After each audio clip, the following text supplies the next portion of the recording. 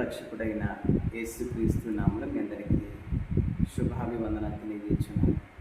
అందరూ బాగున్నారా?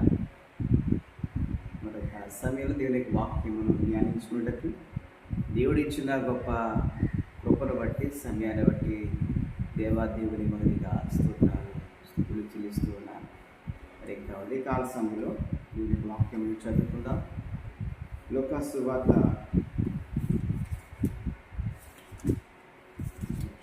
వాక్యాన్ని చూద్దాం.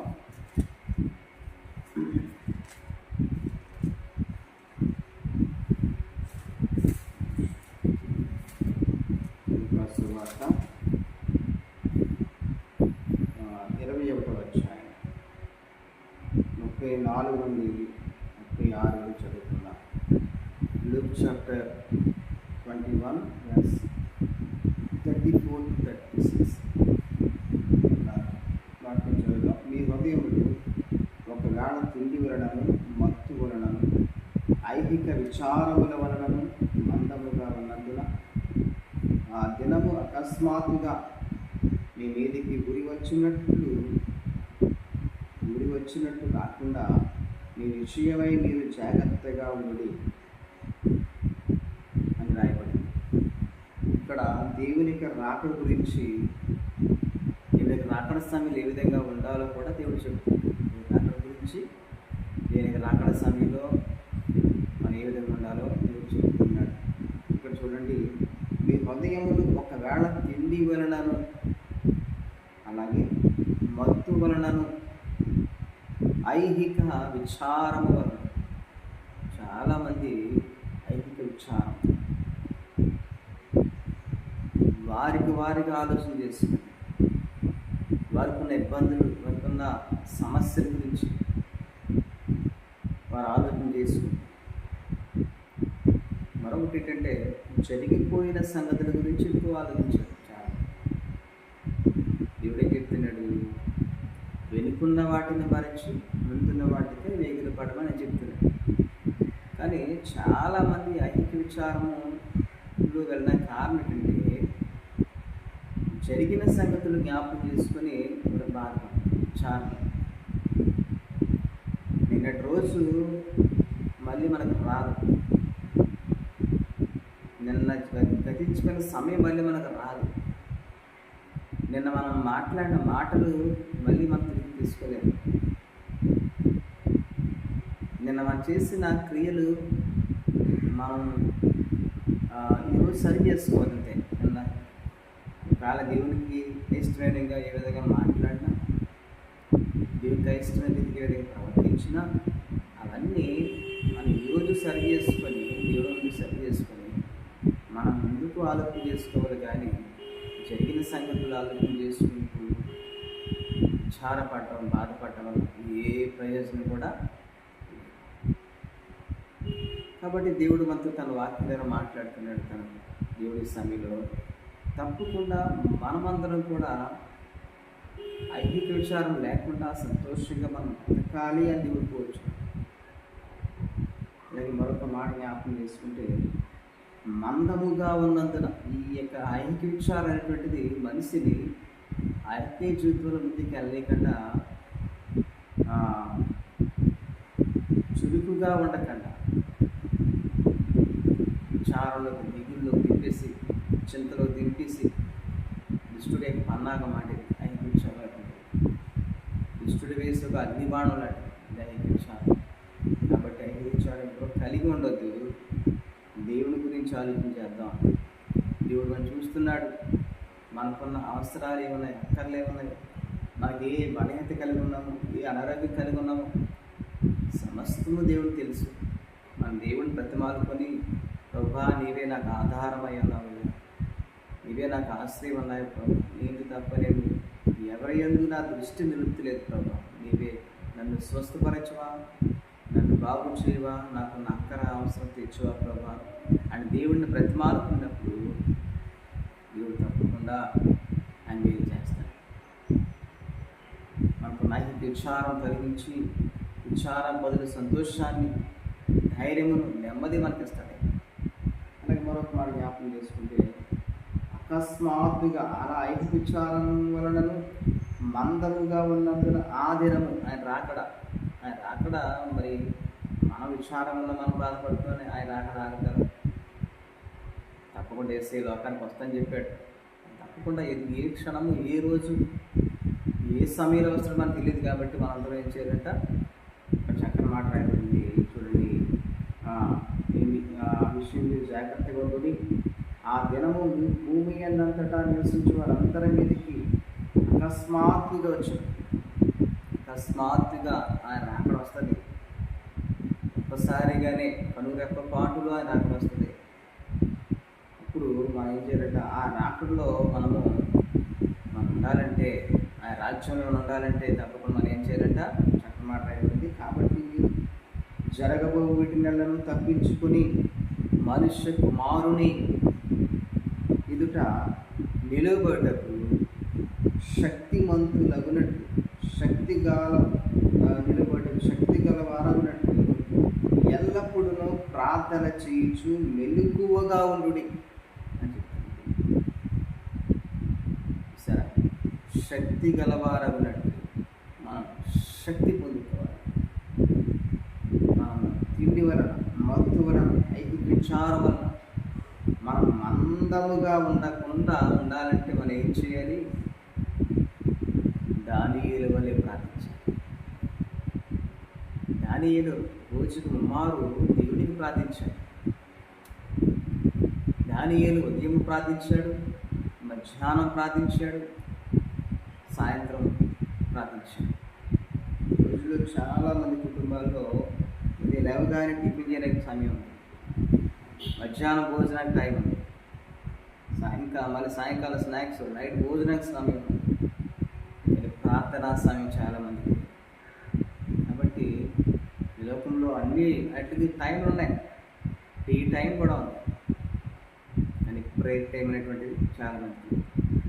ప్రార్థనా సమయం, ప్రేయర్ టైం అనేటువంటిది తప్పకుండా ప్రతి ఒక్కరూ మీరు ఏర్పాటు చేస్తారు. రోజులో కొద్ది సమయాన్ని దేవుడికి మీరు ఇవ్వాలి. దేవుడు మనకి ఎంత సమయాన్ని ఇస్తున్నాడు, దేవుడు మనకి ఎంతో కాపుదల రక్షణ ఇస్తున్నాడు అంటే ఆయన కోసం మనం కూడా సమయం, అది మనకు ఆశీర్వాదం. ఆయన కోసం మన సమయం ఇచ్చి లోపల జీవించు. దేవుడితో మాట్లాడుకోవడం వల్ల మన మనస్సులో ఎంత ధైర్యం, ఎంత సంతోషం, ఎంత నెమ్మది కలుగుతుంది.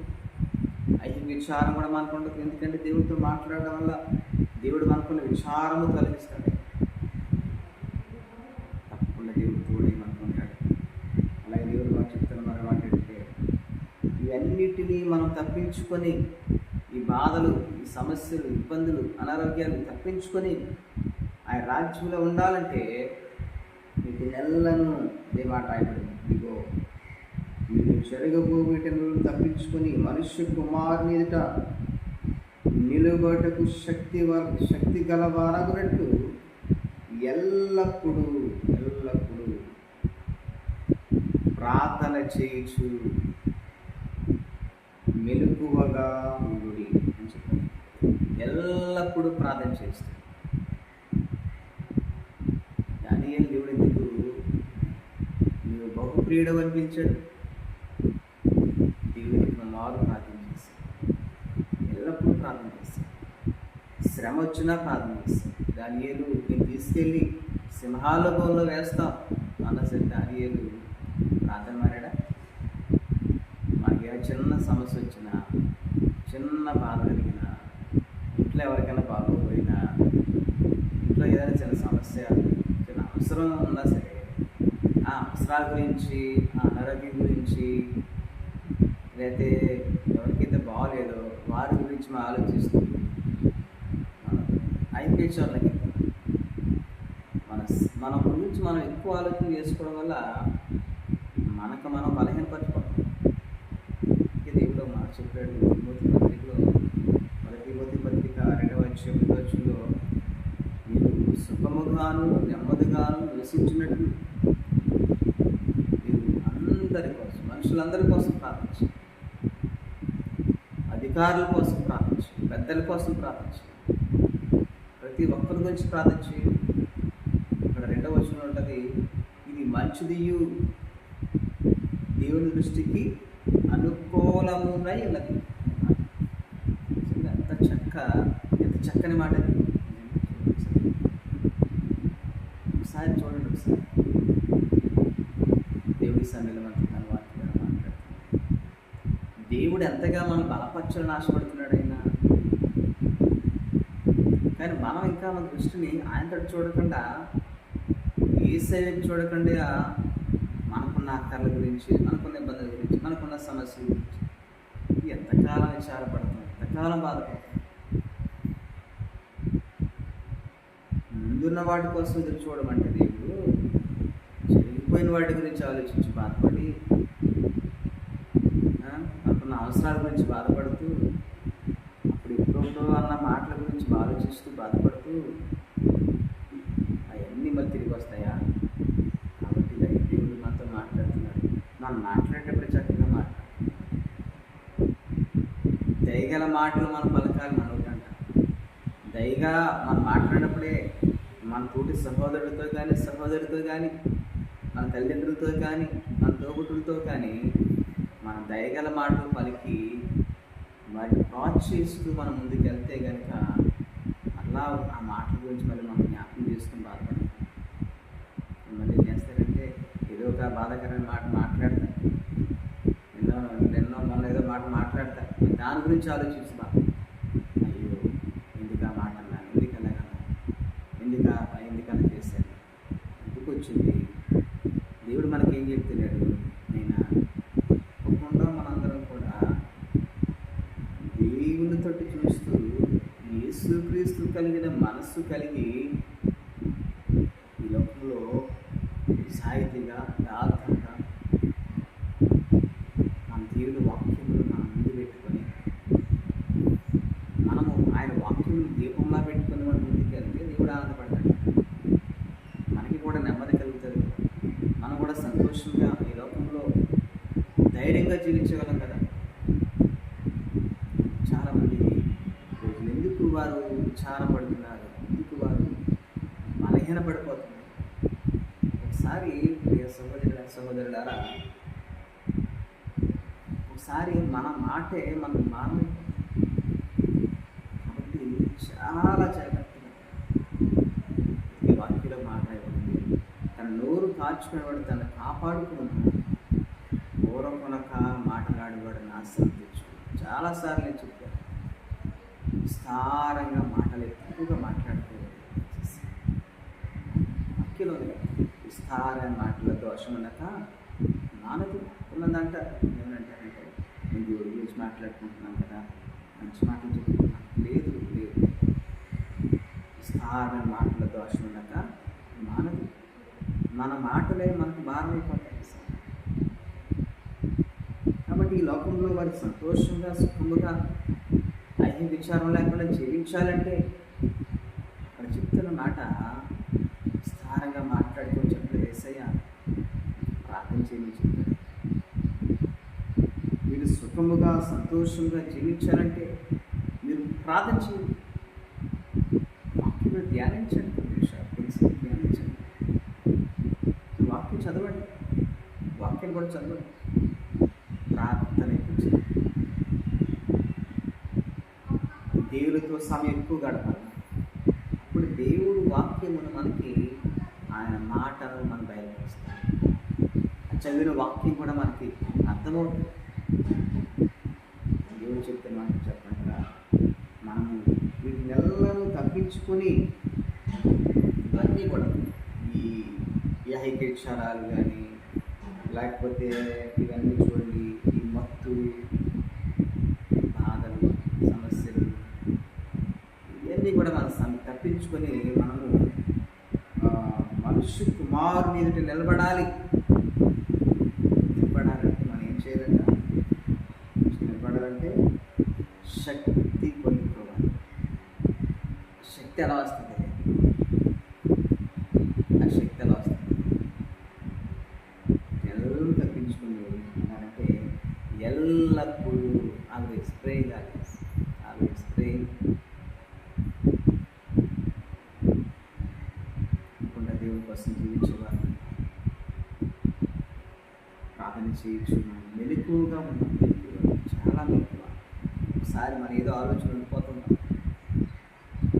ఏదో ఆది మనం మెలకువ అనేటువంటిది రాదంటే దుష్టుడైనటువంటి కూడా వాడు చాలా మెలకువ ఉంటాడు.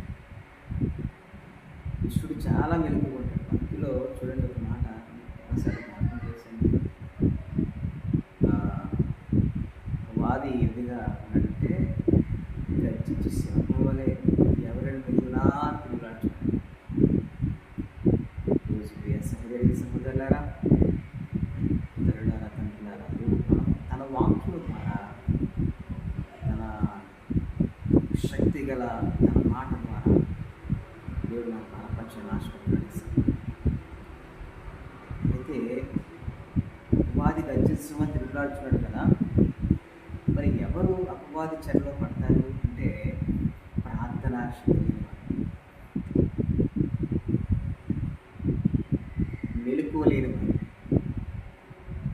ప్రార్థనా శక్తి మెలకువ ఉంటే వాక్యము అనేటువంటి దీపము, మనకి వాక్యము దీపముగా పెట్టుకుంటుంది. వాక్యమును ధ్యానిస్తూ తప్పకుండా అపవాది చిక్కుల్లో పడుతున్నాం. అపవాది యొక్క చెరలో మనం అపవాది మనల్ని ఏం చేయలేదు. కానీ ఈ రోజులో చాలామంది గమనిస్తున్నారు, అపవాది చెరలో వాడు తిరుగుతున్నాడు, గర్జిస్తున్నాడు. ఎవరు మిగుదునా తిరుగులాడుతున్నప్పుడు మంది ప్రార్థనా శక్తి లేక బలహీనపడిపోయి వాక్యము ధ్యానించక, దేవుడి గురించి ఆలోచన చేయక చాలామంది అవస్థలు వారు అపవాది చిక్కుల్లో పడిపోతున్నారు. సహోదరి సహోదరులారా, దేవుడు తన వాక్యం మనతో మాట్లాడి చాలా that is very beautiful, that is very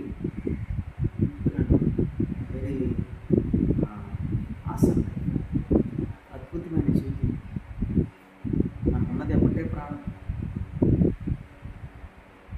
ఒకటే జీవితం.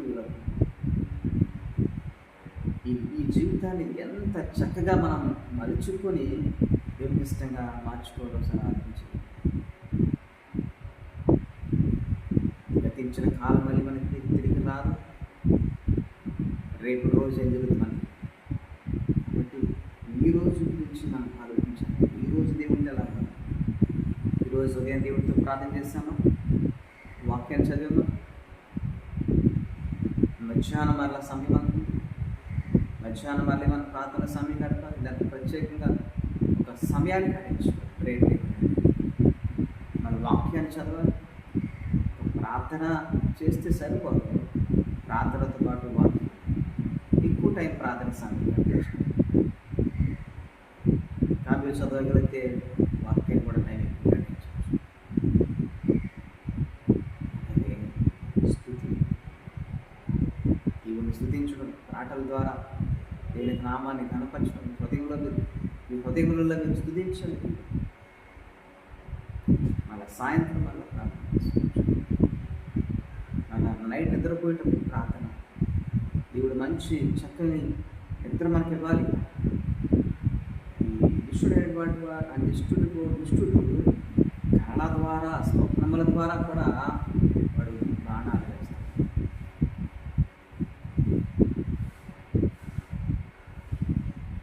ఐక్యతగా ఉన్న మనుషుల మధ్య ఐక్యత లేకుండా చేస్తూ ఉంటాడు. కాబట్టి దయచేసి వాడు వేసే ప్రతి బాణము విశ్వాసం గాలి పట్టుకున్న వాడిని ఎట్టి పరిస్థితులు కూడా చాలా మెలకువగా ఉండాలి. అపవాది అనేటువంటి వాడు ఎటు పక్క నుంచి వస్తే వస్తాడు. అంటే వాడు అపవాది దుష్టుడు, వాడు దొంగ.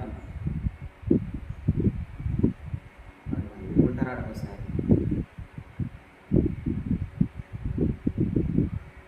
చాలా జాగ్రత్తగా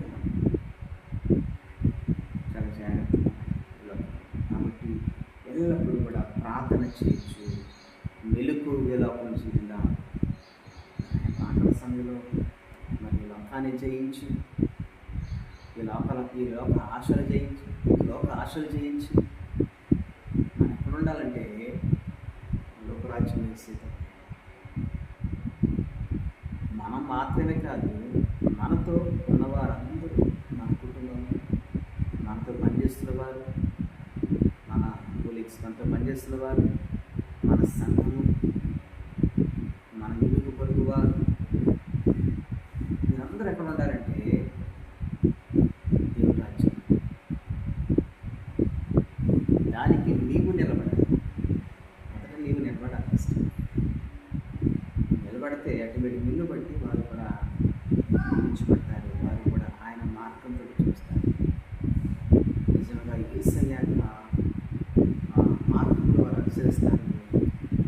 తర్వాత ఆయన రాజ్యంలో వారు ఉంటారు. ఆ ఆశీర్వాదం దేవుడి చేత మనం మంచి ఈ లోకంలో దేవుని కొరకు జీవిద్దాం. దేవుడికి సమస్తం సాధ్యమైన అసాధ్యమైనది లేదు. దేవుడు లోకంలో మనల్ని అనేక మందికి ఆశీర్వాదకరంగా దీవించాలని, మన ద్వారా అనేక మంది లోకంలో దీవించబడాలని, మన ద్వారా అనేక మంది ఆశ్రయించబడాలని దేవుడు కోరుచు. అనేక మందికి ఒక మాదిరి కలగాలి, ఒక మాదిరిగా కోరుచు. అన్ని కృప దేవుడు ప్రతి ఒక్కరికి దయచేసి ఆశపడుతున్నాడు. మరి ఆ కృపని కావాలంటే తప్పకుండా ఎల్లప్పుడూ కూడా మెలకువగా ఉండి ప్రార్థన చేద్దాం. వాక్యమును మన హృదయాల్లో భద్రపరిచి ఫలింపజేసి దీవించుకుంటారు. ఆమె ప్రార్థన చేసుకున్న సమయంలో కలిసిపోయి పరిశుద్ధుడా, ప్రేమగల యేసయ్యా, మీకు వందనాలు, స్తోత్రములు. యేసు నామమున ఈ సమయంలో తండ్రి ప్రతి ఒక్కరిని మీరు జ్ఞాపకం చేసుకుని మీకే వందనాలు, స్తోత్రములు. యేసు నామమున ఒకసారి ప్రభా ఎందరైతే ప్రభు మీతో చూస్తూ వారందరూ ఎందరైతే ఇంకా ప్రభు కూడా అయిన వారు మీతో చూడలేక బంధకాల్లో బంధించబడినారు, ఉపాధించడంలో చిక్కుకుని ఉన్నారు. అటువంటి వారు యేసు విడుదల మీరు